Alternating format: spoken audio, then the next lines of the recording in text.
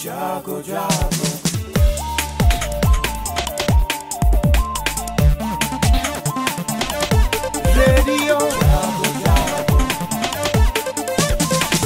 Radio जागो 90.4 FM। ये radio जागो 90.4 FM है। अब आप अभय शंकर गौड़ से आज की हलचल सुनिए।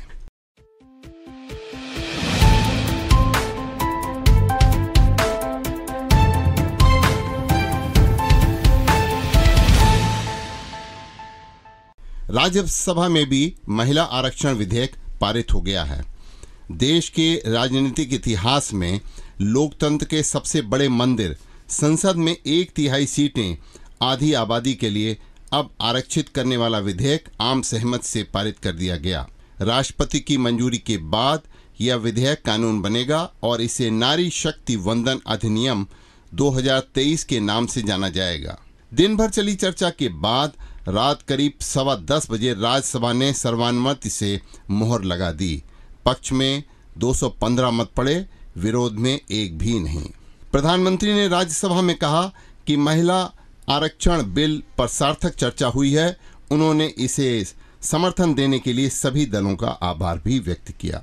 राज्यसभा में महिला आरक्षण विधेयक पर चर्चा के ऐतिहासिक क्षण को यादगार बनाने के लिए सभापति धनखड़ ने एक दिन के लिए उपसभापति पैनल का पुनर्गठन किया।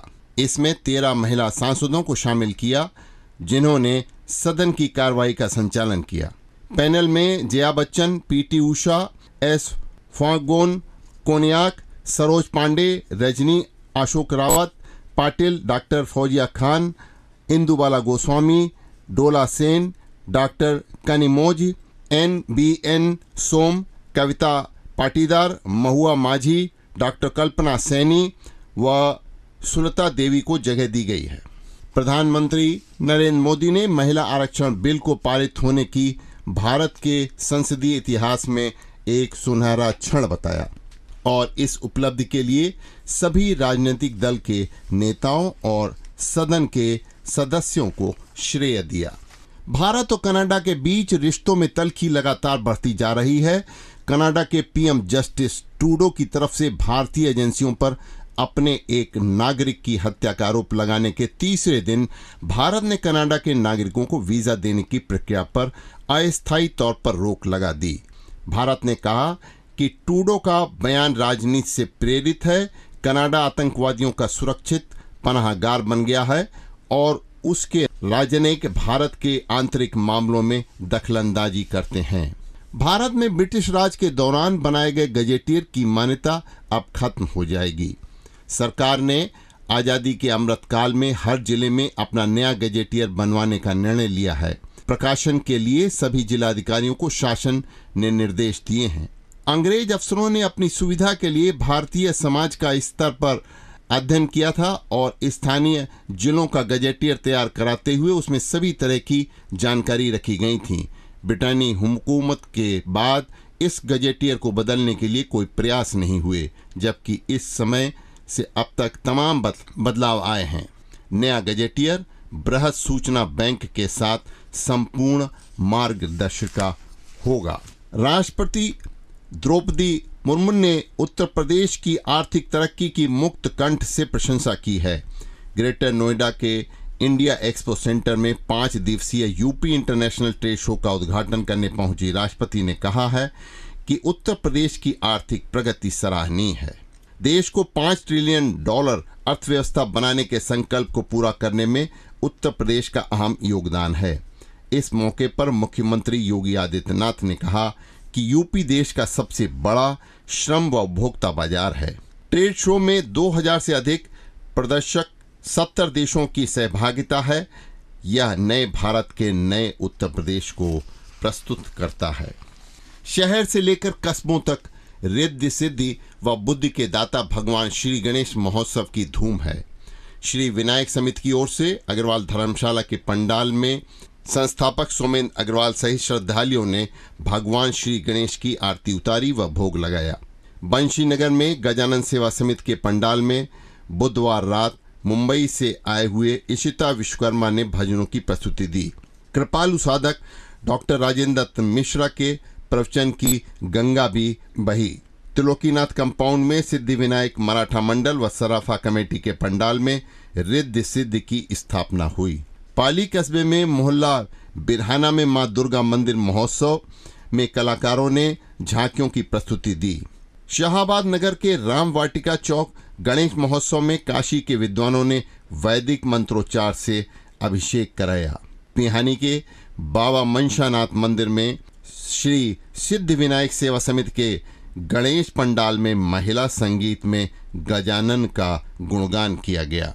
सांडी कस्बे में श्री सिद्धि विनायक महोत्सव समिति के तत्वावधान में बाबा कमलेश्वर नाथ मंदिर सतमठिया में श्री गणेश महोत्सव में पदाधिकारियों ने गजानन महाराज की आरती उतारी।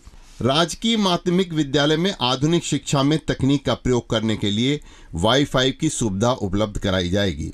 विद्यालयों में अन्य 12 मानकों से संतृप्त किया जाएगा।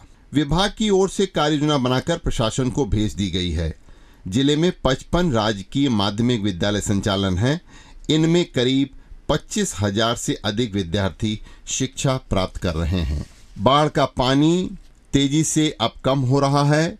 पानी कम होने से प्रभावित गांव में झुग्गियों झोपड़ियों गिरी हैं और घरों व आसपास के कीचड़ इकट्ठा हो गया है।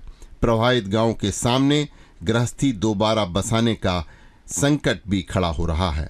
गंगा, रामगंगा व गर्रा नदियों में करीब 1.5 माह में 2 बार की बाढ़ ने बिलग्राम क्षेत्र के कटरी व हरपालपुर क्षेत्र के कटियारी के लोगों को परेशान कर दिया था। गांवों के नक्शे अर्थात घरौनी में कुछ बाधाएं आ रही हैं। हरदोई के 1871 गांवों की घरौनियों के लिए ड्रोन सर्वे पूरा हो चुका है, लेकिन 1079 गांवों के नक्शे ही मिले हैं और उसमें भी कई खामियां हैं। पड़ताल के बाद सर्वे ऑफ इंडिया सर्वेक्षण विभाग को 449 गांव के नक्शे भेजे भी जा चुके हैं, लेकिन अब तक मात्र 22 गांव के नक्शे ही प्राप्त हुए हैं और उसमें भी 20 गांव की घरौनियां तैयार हुई हैं। इससे जिले की छवि भी खराब हो रही है। प्रधानमंत्री ने 24 अप्रैल 2020 को घरौनी नाम से स्वामित्व योजना की शुरुआत की थी। सभी 5 तहसीलों में 1871 गांव में ड्रोन सर्वे वर्ष 2022 में ही कराया जा चुका है। Survey of India drone survey कर तैयार कराए गए नक्शे प्रशासन तहसीलों को उपलब्ध कराता है। इसकी पड़ताल के बाद सर्वे ऑफ इंडिया द्वारा पोर्टल पर प्रारूप साथ लॉक किया जाता है, जिसके बाद यहां तहसील स्तर पर घरौनियां तैयार की जाती हैं। सभी गांवों का नक्शा न मिलने से उनकी पड़ताल नहीं हो सकी और जो मिले थे उसमें से 210 गांव गलत निकले। 1869 गांव में 849 की पड़ताल कर 829 गांवों को पोर्टल पर लॉक भी किया जा चुका है, लेकिन सर्वेक्षण विभाग ने अब तक मात्र 22 गांव के नक्शे लौटाए हैं, जिसके सापेक्ष प्रशासन द्वारा 20 गांव की घरौनियां तैयार कराई जा चुकी हैं। हरदोई के 468, शाहाबाद के 469, संडीला के 423, बिलग्राम के 381 व सवाईपुर के 383 गांव में घरौनी बननी है। अभी आप सुन रहे थे अभय शंकर गौड़ से हरदोई की हलचल। ये है रेडियो जागो